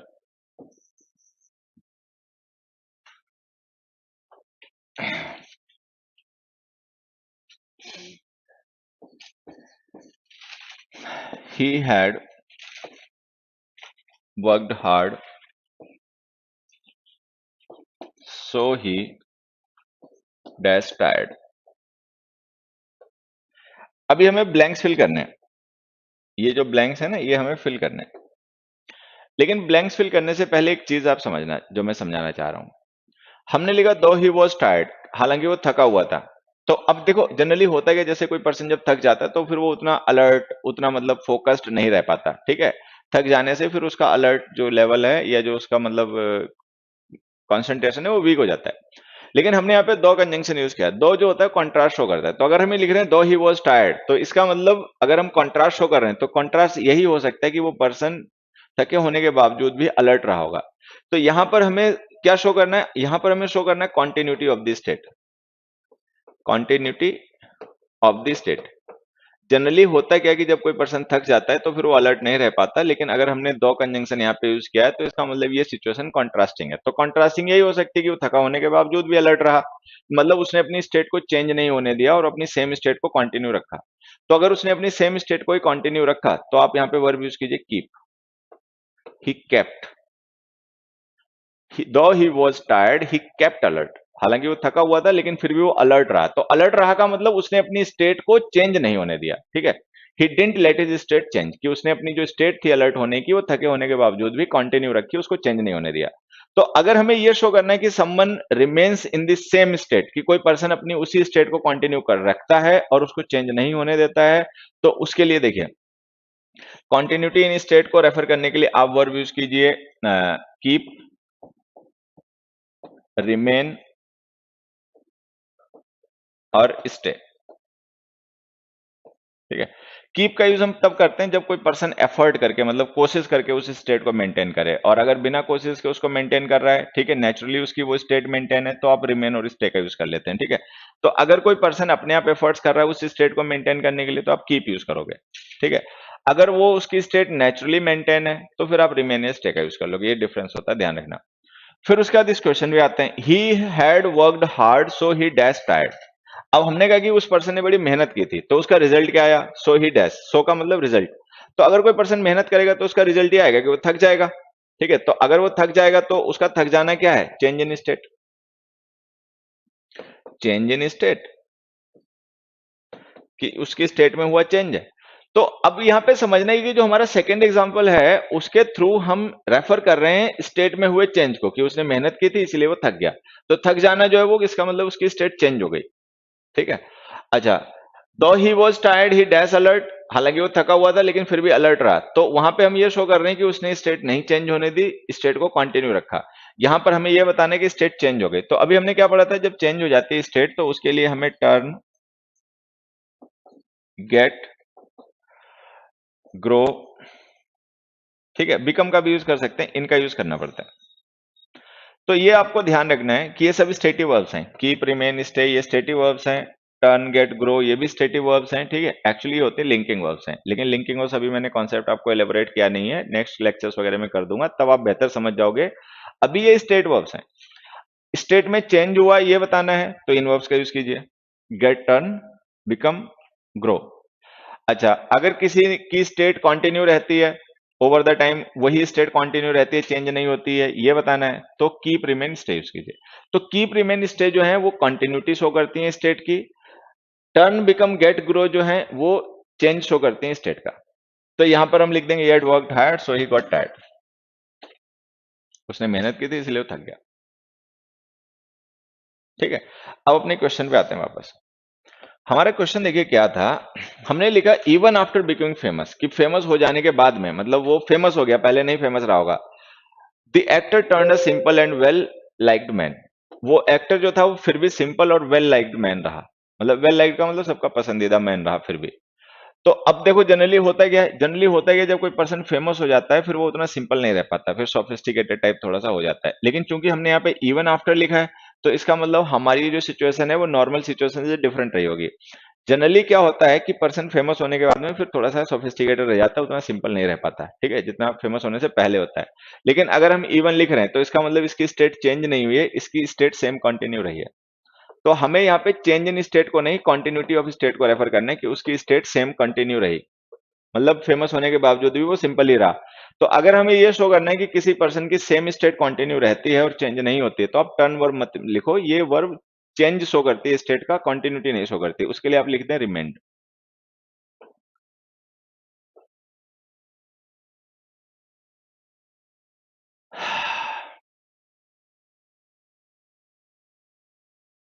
ठीक है, तो इसको आप ऐसे लिख देंगे, even after becoming famous the actor remained simple and well liked man, कि मतलब फेमस होने के बाद भी उसकी जो स्टेट थी सिंपल होने की वो चेंज नहीं हुई और उसने उसी स्टेट की वो उसकी कंटिन्यू रही, मतलब जैसा वो पहले था फेमस होने से वैसे बाद में रहा। तो अगर हमें कंटिन्यूटी ऑफ स्टेट शो करनी हो तो आप रिमेन, स्टे, ठीक है, इन वर्ब्स का यूज करें। अगर चेंज इन स्टेट को रेफर करना हो तो आप गेट, गो, टर्न, इनका यूज करें, ठीक है। नेक्स्ट पे आ जाइए, having spent several days together, ठीक है, बहुत से दिन एक साथ में बिताने के बाद, they knew each other very well, वो एक दूसरे को अच्छे से जान गए। ये सिंपल क्वेश्चन है, मुझे लगता है इसका तुम लोग आंसर बता दोगे। क्वेश्चन नंबर जो 5 है इसका आंसर मुझे लगता है तुम लोग बता सकते हो क्योंकि ये आसान है। Having spent several days together they knew each other very well,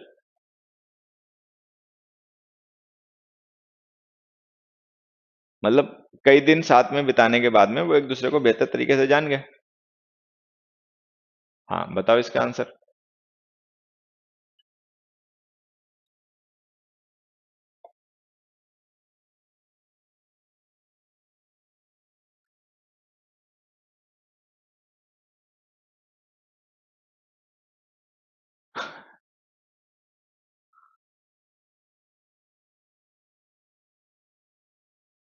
हम्म, चलिए, इस क्वेश्चन का आंसर समझने के लिए ना मैं आपको दो वर्ब्स हैं, दो के एक्चुअली ये 3 वर्ब्स हैं जो आपको समझनी पड़ेंगी तब आंसर जान जाओगे। देखो, एक वर्ब है नो, एक वर्ब है गेट टू नो, ठीक है, और एक वर्ब है फाइंड आउट। इनके डिफरेंसेस समझना। नो जो वर्ब है ये स्टेट की वर्ब है, गेट टू नो जो वर्ब है ये हैपनिंग की वर्ब है, वर्ब ऑफ हैपनिंग। ये वर्ब ऑफ स्टेट है, ये वर्ब ऑफ हैपनिंग है। उसके अंदर फाइंड आउट है, ये है verb of doing. Know, get to know और फाइंड आउट, ये जो तीनों वर्ब्स है ना इनका तुम्हें डिफरेंस समझना है, इनका तुम्हें डिफरेंस समझना है। अब समझाता हूं मैं एग्जांपल्स की मदद से इनका डिफरेंस। देखो एग्जांपल्स लिखते हैं यहां पे फिर समझना। मैंने लिखा आई नो हिज एड्रेस। तो ये जो आई नो हिज एड्रेस है ना, ये मेरी मेंटल स्टेट शो कर रहा है कि मुझे उसका एड्रेस पता है। ये कोई एक्टिविटी नहीं है, ये कोई डूइंग या हैपनिंग नहीं है, ये simple state of my mind है। ये मेरे माइंड की सिंपल स्टेट है कि मैं मुझे उसका एड्रेस पता है। इसमें कोई एक्शन, कोई एक्टिविटी नहीं है। अब मान लो मैं लिखूं I got to know his address. I got to know his address का मतलब है कि मुझे उसका एड्रेस पता चल गया। I got to know his address का मतलब है कि मुझे उसका एड्रेस पता चल गया। तो ये जो नो वर्ब है ना, ये स्टेट शो कर रही थी मेरे माइंड की कि मुझे पता है या नहीं पता है। लेकिन गॉट टू नो जो है ये स्टेट नहीं है, ये एक्शन है, हैपनिंग है, कि कोई घटना हुई मेरे साथ, मैं उसको बता रहा हूं कि मुझे उसका पता चल गया नाम का। मतलब मुझे पहले नहीं पता था, बाद में पता चल गया, इसका मतलब ये है। ठीक है, ये गेट वर्ब चेंज शो करती है ना, अभी हमने डिस्कस किया था। तो जब हम ये लिखते हैं ना आई गॉट टू नो, तो इसका मतलब मुझे पहले नहीं पता था लेकिन बाद में पता चल गया, तो ये हैपनिंग है। अच्छा, अब मैं लिख दूं I found out his address. I found out his address, मैंने उसका एड्रेस पता लगा लिया, ये डूइंग है। डूइंग का मतलब ये काम मैंने खुद ही कर लिया, अपने आप ही कर लिया। आई फाउंड आउट का मतलब मैं परफॉर्मर हूं और मैंने ये काम अपने आप किया है। तो ये वर्ब डूइंग एक्सप्रेस कर रही है। तो अगर मैं लिख रहा हूं I found out is address, तो इसका मतलब मैंने उसका एड्रेस पता लगाया, ये डूइंग है। आई इसमें परफॉर्मर है। I got to know address का मतलब मुझे एड्रेस उसका पता चल गया, मतलब मैंने पता नहीं लगाया बट इट हैपेंड, ये अपने आप हो गई घटना कि मुझे पता चल गया। कैसे पता चल गया? कहीं पे एड्रेस लिखा मिल गया उसका, किसी दोस्त ने बता दिया, कुछ भी रहा। आई नो हिज एड्रेस जो है ना, ये डूइंग है ना हैपनिंग है, ना इसमें कुछ हुआ है ना ही इसने कुछ किया है, ये सिंपल इसकी स्टेट ऑफ माइंड है कि उसको उसका एड्रेस पता है। तो ये तुम्हें ध्यान देना है कि नो वर्ब जो होती है स्टेट वर्ब होती है, इसका मतलब होता है पता होना। ठीक है, गेट टू नो का मतलब होता है पता चलना। फाइंड आउट का मतलब होता है पता करना। ये डूइंग है, ये हैपनिंग है, और ये डूइंग हैपनिंग कुछ नहीं है, ये सिंपल स्टेट है। डूइंग और हैपनिंग जो होती है ना बच्चे, ये एक्शन होती है। डूइंग और हैपनिंग जो होती हैं वो एक्शन होती हैं। स्टेट जो होती है वो नॉन एक्शन वर्ब होती है। ये नॉन एक्शन होती है, नॉन एक्शन। ठीक है, चलिए। अब अगर ये बात तुम लोगों को समझ में आ गई हो, ठीक है, अगर ये बात तुमको समझ में आ गई हो तो अपने क्वेश्चन पे हम लोग वापस आते हैं। क्वेश्चन देखिए क्या था। क्वेश्चन ये था, having spent several days together, कि कई दिन साथ में गुजारने के बाद में, they knew each other very well. तो हम यहाँ पे स्टेट को रेफर नहीं कर रहे, हम यहाँ पे हैपनिंग को रेफर कर रहे हैं कि वो पहले से एक दूसरे को नहीं जानते होंगे, लेकिन जब उन्होंने कई दिन साथ में गुजारे तो फिर उनको एक दूसरे के बारे में पता चल गया। तो हमें यहाँ पे हैपनिंग को रेफर करना है, स्टेट को नहीं। तो आप इसको लिखो got to know. Got to know, they got to know each other very well. अच्छा, एक बात और बता देता हूं, ध्यान देना कि गेट टू नो और कम टू नो दोनों का मीनिंग सेम होता है। गेट टू नो और कम टू नो का मतलब सेम होता है, दोनों का मतलब होता है पता चलना। तो जैसे हमने ये लिखा है ना, having spent several days together they got to know each other very well, अगर हम चाहें तो यहाँ पे केम टू नो भी लिख सकते हैं, they came to know each other very well, मतलब एक दूसरे के बारे में उन्हें अच्छे से पता चल गया। तो जब आपको हैपनिंग को रेफर करना हो तो गेट टू नो का यूज कीजिए, जब आपको डूइंग को रेफर करना हो तो फाइंड आउट का यूज कीजिए, और जब हैपनिंग डूइंग किसी को नहीं, सिंपल किसी की स्टेट ऑफ माइंड रेफर करनी हो तो नो का यूज कीजिए। ठीक है, चलिए, यहां तक आ गए। बहुत तेज तुम लोग क्वेश्चन करते हो, मैं कमेंट करते हो। चलिए, नेक्स्ट क्वेश्चन पे आते हैं। ये आज का हमारा लास्ट क्वेश्चन है क्योंकि टाइम हो ही गया ना, अब हम क्लास आज की यहीं पे रोक देंगे, बाकी क्वेश्चंस में फिर आपके साथ नेक्स्ट क्लास में डिस्कस कर लूंगा। His friends are not agree with him on this matter, on the matter of living the city by train. चलिए, ये आज का हमारा लास्ट क्वेश्चन है, इसका जल्दी से आंसर बता दीजिए और हम अपना ये प्रैक्टिस सेशन है इसको ओवर करें। His friends are not agree with him on the matter of living the city.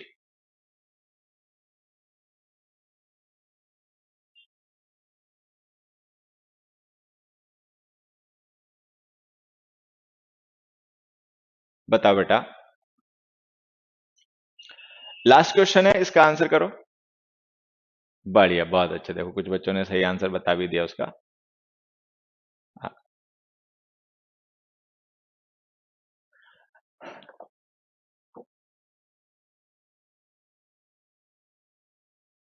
हाँ। चलिए, देखो मैं बताता हूं, इसको समझना। होता क्या है बेटा, इस क्वेश्चन में ऐसे समझना। जैसे मैंने एक सेंटेंस लिखा, he he is he is teach English. ठीक है, ये सेंटेंस लिखा।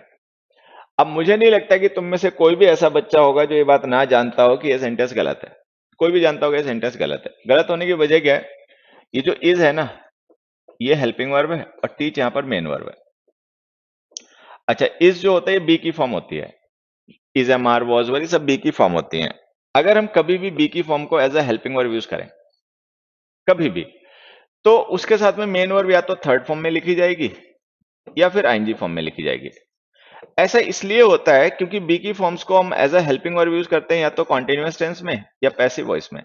अगर पैसिव वॉइस में इसको हेल्पिंग वर्ब बना के लिखोगे तो मेन वर्ब थर्ड फॉर्म में लिखनी पड़ेगी इसके साथ। अगर कॉन्टिन्यूअस टेंस में इसको यूज करोगे एज अ हेल्पिंग वर्ब तो मेन वर्ब आईएनजी फॉर्म में लिखनी पड़ेगी इसके साथ। तो कुल मिला के बात ये कि अगर हम बी की कोई भी form as a helping verb use करेंगे, जैसे यहाँ पर हमने इज को किया है, तो उसके साथ में मेन वर्ब हमेशा थर्ड फॉर्म में या आईएनजी फॉर्म में लिखनी पड़ेगी।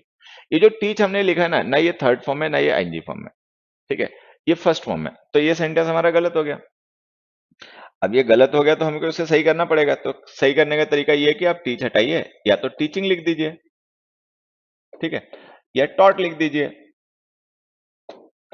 अच्छा, दोनों में डिफरेंस क्या है? अगर हम लिख देंगे ही इज टीचिंग इंग्लिश तो ये प्रेजेंट कॉन्टिन्यूअस टेंस हो जाएगा एक्टिव वॉइस का, और ये जो ही है ना डूअर हो जाएगा कि वो इंग्लिश पढ़ा रहा है।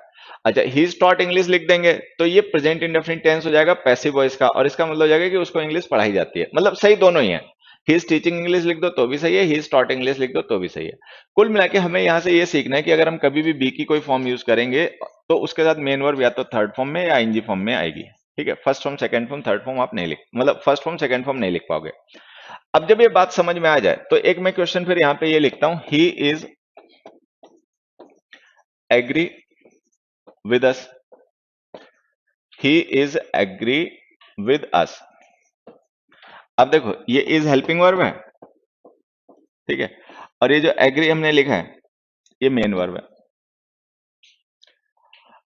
अब ये जो सेंटेंस हमने लिखा he is agree with us, ये भी गलत है, लेकिन पता नहीं बच्चों को क्यों नहीं पता चलता ये गलत है। भाई जब तुम्हें ये पता है कि ही इज टीच गलत है तो ही इज एग्री भी गलत है, क्योंकि इज जो है ये बी की फॉर्म है, एग्री मेन वर्ब है।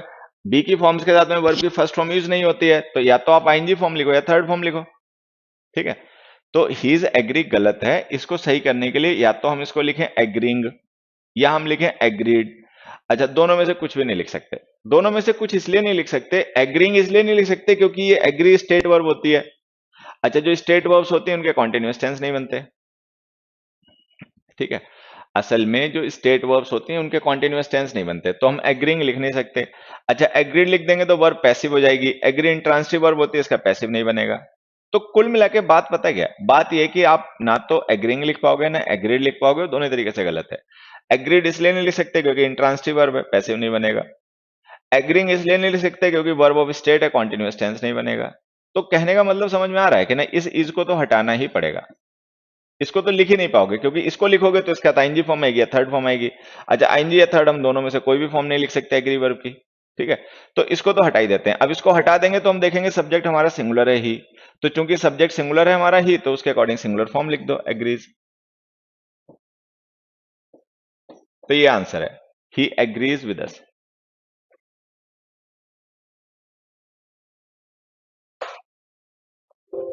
ठीक है, अब यहां तक क्लियर हो गया तो अपने इस क्वेश्चन पे आओ।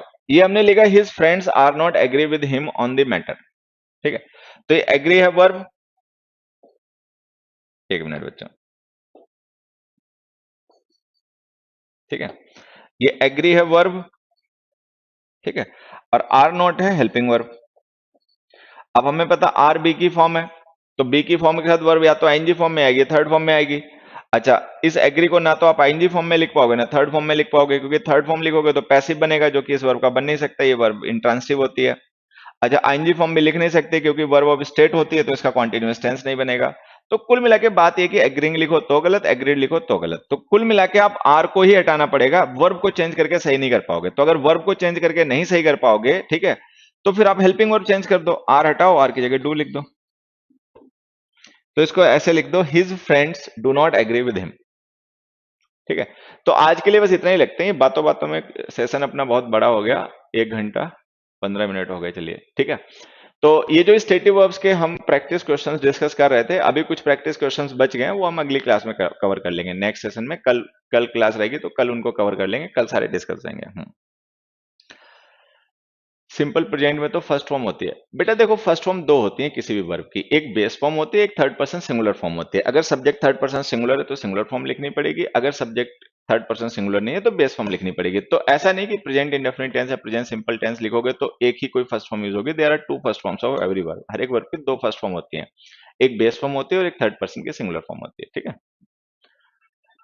चलिए बाकी आज के लिए बाय। ठीक है, बहुत अच्छा टाइम बीता तुम लोगों के साथ में।